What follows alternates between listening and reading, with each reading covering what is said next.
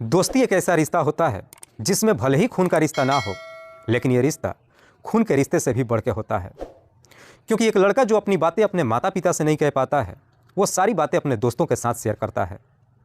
आज की कहानी में एक लड़का अपने दोस्ती का हक कुछ इस तरीके से अदा करता है कि जब इसका असलियत लोगों को मालूम चलता है तो हर व्यक्ति सोचने और समझने पर मजबूर हो जाता है कि उसने जो कुछ भी किया था वो सही था या फिर गलत। नमस्कार, आदाब, मैं हसमुद्दीन और आप देख रहे हैं सफ़र क्राइम तक। आज की जो सच्ची घटना मैं आपको सुनाने वाला हूं, दरअसल ये घटना है महाराष्ट्र प्रदेश के लातूर शहर की। लातूर का एक इलाका पड़ता है विशाल नगर, और इसी विशाल नगर इलाके का रहने वाला अनंत राव यादव। अनंत राव की पत्नी का नाम है मोहिनी यादव। अनंत राव की एक ही बेटी है जिसका नाम है अपूर्वा।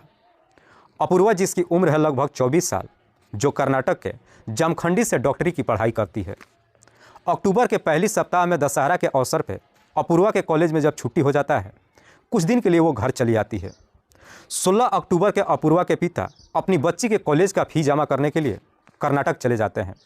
अपूर्वा की मां मोहिनी करीब 11:30 बजे के आसपास मंदिर में पूजा करने के लिए जाती है। उस वक्त अपूर्वा अपने घर में अकेली होती है, पर आधे घंटे के बाद मोहिनी जब पूजा करके घर वापस आती है तो देखती है कि बाहर दरवाजे पे कुंडी लगा है, जिसे देख करके मोहिनी को भी बड़ा अजीब लगता है। मोहिनी ये सोचने लगती है कि अगर उसकी बच्ची घर से बाहर गई होती तो उसे बताई ज़रूर होती। इसीलिए मोहिनी आनन फानन में दरवाज़ा खोल करके घर के अंदर एंट्री करती है।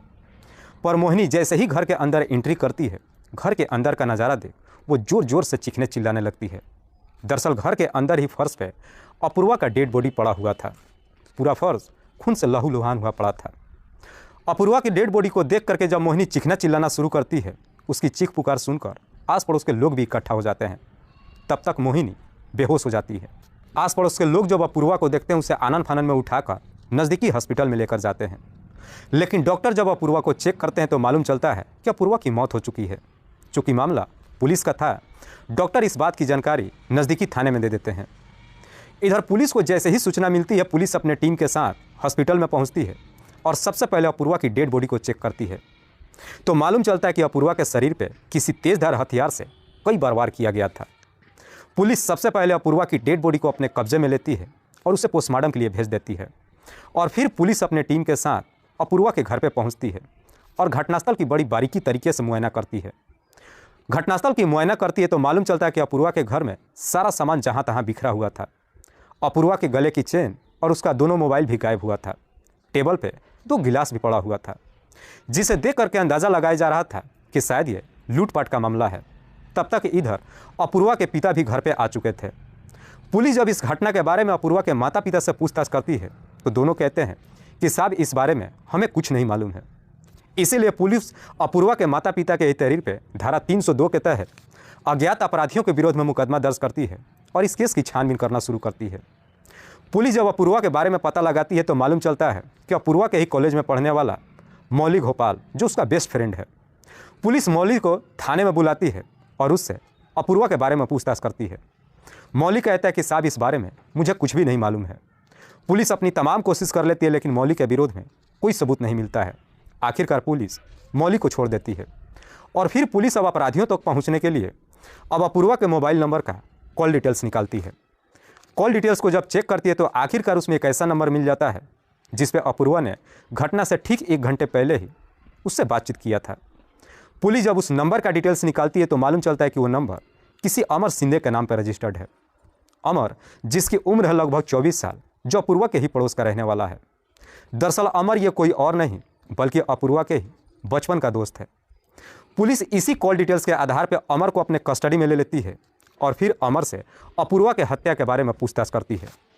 अमर भी बिना किसी सख्ती दबाव के ही तुरंत ही सच्चाई कबूल कर लेता है। अमर पुलिस वालों से कहता है कि हाँ साहब, मैंने ही अपूर्वा की हत्या किया है और मुझे अपने किए पे कोई पछतावा नहीं है। लेकिन अमर जब इस हत्या की पूरी कहानी बताता है, असलियत जब लोगों को मालूम चलता है तो हर व्यक्ति सोचने और समझने पर मजबूर हो जाता है कि जो अमर ने किया था वो सही था या फिर गलत।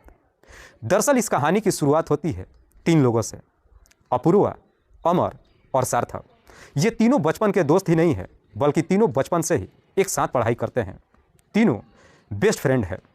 8वीं क्लास तक जब पढ़ाई करते हैं, अक्सर एक दूसरे के घर भी आ जा करते हैं। लेकिन जैसे ही जवानी के दहलीज पे कदम रखते हैं, सार्थक को कहीं ना कहीं यह एहसास होने लगता है कि उसे अपूर्वा से प्यार हो गया है। इसलिए सार्थक अपूर्वा से जाकर यह बातें ना कहने के बजाय अपने दोस्त अमर से कहता है। सार्थक अपने दिल की बात अमर से कहते हुए कहता है कि इसमें मुझे तेरी कुछ मदद चाहिए। दरअसल मुझे अपूर्वा से प्यार हो गया है। सार्थक जैसे ही अपनी दिल की बात अमर से कहता है तो अमर हंसते हुए उसे जवाब देता है कि अपूर्वा तुझसे प्यार नहीं करती है, और अगर तुझे मेरी बातों पे यकीन नहीं है तो तू अपने प्यार का इजहार भी करके देख ले, लेकिन याद रखना इस वजह से हमारी दोस्ती नहीं टूटनी चाहिए। अमर जब इस तरह की बातें सार्थक से कहता है तो सार्थक उसे जवाब देते हुए कहता है, इसीलिए तो मुझे तेरी मदद चाहिए।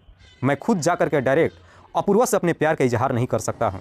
दरअसल इसमें तू मेरी मदद कर, मेरी बात अपूर्वा तक पहुँचा दे। आखिरकार अमर भी सार्थक की बात मान लेता है और एक दिन मौका निकाल कर ये बात है अपूर्वा के सामने रख देता है।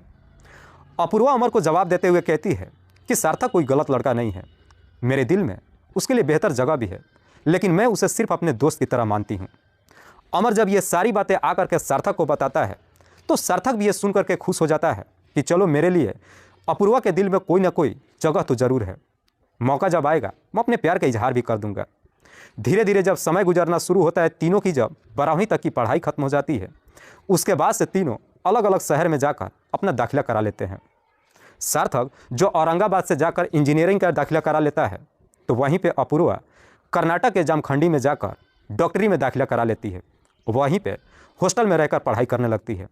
अमर जो लातूर शहर में ही अपना दाखिला करा लेता है।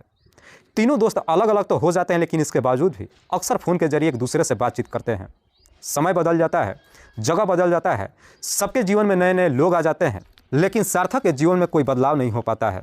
दरअसल सार्थक अपूर्वा को कभी भूल ही नहीं पाता है। इसीलिए सार्थक अक्सर अपूर्वा से मिलने के लिए कर्नाटक के जामखंडी उसके हॉस्टल पे भी जाता है। जब भी अपूर्वा से मिलने के लिए जाता है, अपूर्वा भी उसे देखकर बेहद ही खुश होती है और उसे काफ़ी आवभगत भी करती है। उसके बाद से अब सार्थक बार बार अपूर्वा से मिलने के लिए उसके पास जाना शुरू कर देता है, जिससे अपूर्वा को अब अच्छा नहीं लगता है। दरअसल अपूर्वा को अपने पढ़ाई में डिस्टर्ब होने लगता है। लेकिन सार्थक जब बार बार अपूर्वा के पास अब जाना शुरू कर देता है तो अब अपूर्वा भी सार्थक से अब दूरियां बनाना शुरू कर देती है, जिसे देख करके अब सार्थक को भी अच्छा नहीं लगता है। इधर अपूर्वा जिस कॉलेज में पढ़ती है उसी कॉलेज में पढ़ने वाला मौली गोपाल, दरअसल अपूर्वा का मौली से भी दोस्ती हो जाता है। लेकिन अपूर्वा का जैसे ही मौली से दोस्ती हो जाता है, अमर इस बारे में एक दिन सार्थक को बता देता है।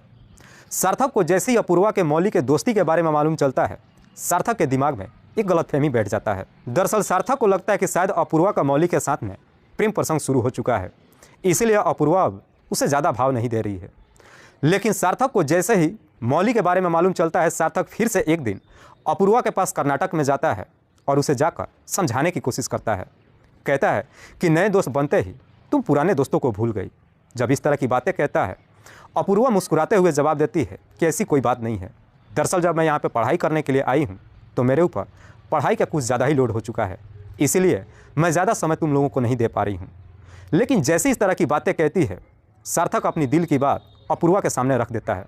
कहता है सच्चाई ये नहीं है, बल्कि तुम्हारा दोस्त मौली बन चुका है और मौली के चक्कर में अब तुम हमें टाइम नहीं दे रही हो। दरअसल मौली अच्छा लड़का नहीं है, उससे दोस्ती तोड़ लो। दोस्ती तोड़ने की जब बात कहता है, इस पर अपूर्वा एकदम से गुस्से में आ जाती है। अपूर्वा गुस्से में ही सार्थक को जवाब देती है कि मैं किससे दोस्ती करूंगी और किससे नहीं करूंगी, तुम कौन होते हो मुझे बताने वाले। जैसे इस तरह गुस्से में जवाब देती है, सार्थक अपूर्वा के सामने अपने प्यार का इजहार कर देता है। सार्थक अपूर्वा से कहता है कि मैं तुमसे बेपनाह मोहब्बत करता हूँ, इसीलिए मुझे तुम्हारी फिक्र है। लेकिन जैसे ही प्यार का इजहार करता है, अपूर्वा सार्थक को मना कर देती है। अपूर्वा सार्थक से कहती है कि मैं ऐसा कोई भी कदम नहीं उठाना चाहती हूँ जिससे मेरे माता पिता का समाज में बदनामी हो। इधर सार्थक के दिल में जो अपूर्वा के लिए तरह तरह के जो सपने बना था, सारे सपने टूट जाते हैं।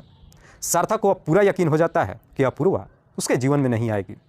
सार्थक जब वहाँ से वापस अपने घर पे आता है, ये सारी बातें अपने दोस्त अमर से बताता है और साथ साथ ये भी कहता है कि मैं उसके बगैर जी भी नहीं सकता हूँ, पर याद रखना जब मैं मरूंगा तो मेरे मरने पे कोई रोने वाला भी नहीं होगा। जैसे इस तरह की बातें अमर से कहता है तो अमर भी उसे जवाब देते हुए कहता है कि अगर तुझे कुछ हो गया तो मैं पूरी दुनिया को रुला के रख दूंगा। लेकिन सार्थक अमर की बातों पे ध्यान नहीं देता है और अपूर्वा के प्यार में इस प्रकार से अंधा हो जाता है कि जब उससे बर्दाश्त नहीं होती है, 23 जुलाई को खुदकुशी कर लेता है। सार्थक जैसे इस दुनिया को छोड़ के चला जाता है, इस बात को उसके पिता बाला साहब बर्दाश्त नहीं कर पाते हैं और आखिरकार अगले दिन ही नज़दीकी थाने में जाकर अपूर्वा और उसके कॉलेज के दोस्त मौलिक गोपाल के नाम पर मुकदमा दर्ज करा देते हैं। जैसे ही मुकदमा दर्ज करा देते हैं उसके बाद से पुलिस अपूर्वा और उसके दोस्त मौलिक गोपाल को कस्टडी में लेकर जेल भेज देती है। दोनों जेल तो चले जाते हैं लेकिन कुछ ही दिन के बाद बेल पे रिहा हो जाते हैं। मामला ऐसा लगता है कि सब कुछ शांत हो चुका है, लेकिन अमर गुस्से से आग बबूला हो उठता है।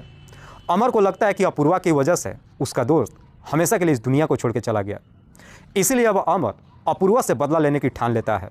दरअसल अमर अपूर्वा को भी सार्थक के पास ही भेजने की तैयारी कर देता है और फिर एक मौके का इंतजार करने लगता है।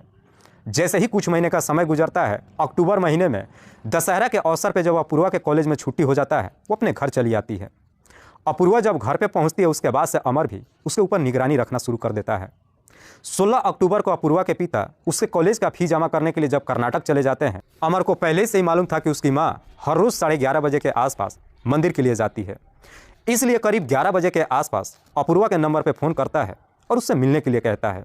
अपूर्वा भी उसे 12 बजे के आसपास अपने घर पे आने के लिए कहती है, क्योंकि अपूर्वा को मालूम था कि उसकी माँ 12 बजे तक घर पे आ जाएगी। लेकिन 11 बजे के आसपास ही अमर अपने घर से एक बैग लेकर के निकल जाता है और अपूर्वा के घर के बगल में ही उसके माँ के जाने का इंतजार करने लगता है। मोहिनी यादव करीब 11:30 बजे के आसपास जैसे ही अपने घर से निकलकर मंदिर के लिए जाती है, अमर दरवाजे पे पहुंच जाता है और जाकर बेल बजाता है। अपूर्वा जब दरवाज़ा खोलती है, अपने सामने अमर को देखती है। वो भी सोचने लगती है कि मैंने इसे 12 बजे बुलाई थी और ये अभी क्यों आ गया। चूँकि वो उसका बचपन का दोस्त था, इसलिए अमर को मना भी नहीं कर पाती है और उसे घर के अंदर बुला लेती है। जैसे ही घर के अंदर जाता है, अपूर्वा उसे एक गिलास पानी ला करके देती है।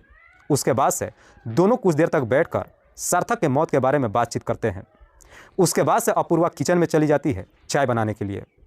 पर अपूर्वा जैसे ही किचन में जाती है, इधर अमर टीवी ऑन कर देता है और टीवी का वॉल्यूम भी बढ़ा देता है। उधर से जब अपूर्वा चाय बना करके लाती है, दोनों बैठ करके चाय पीते हैं। पर चाय पीते पीते इससे पहले कि अपूर्वा कुछ समझ पाती, अमर अपने बैग से एक तेज़धार हथियार निकालता है और उस हथियार को अपूर्वा के गले पे चला देता है। इससे पहले कि अपूर्वा चीख और चिल्ला पाती, अमर टीवी का वॉल्यूम और भी ज़्यादा तेज़ कर देता है और उसी तेज़धार हथियार से अपूर्वा के ऊपर एक पर एक कई सारे वार करता है, जिसकी वजह से अपूर्वा की घटनास्थल पर ही मौत हो जाती है।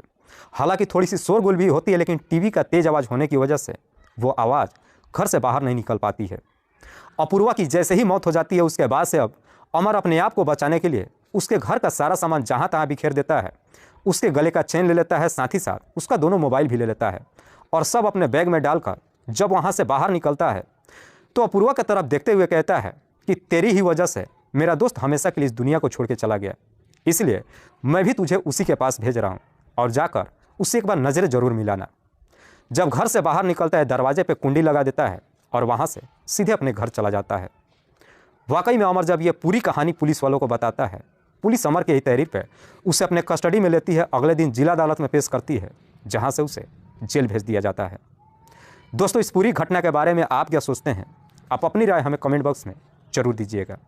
तब तक के लिए जय हिंद, जय भारत।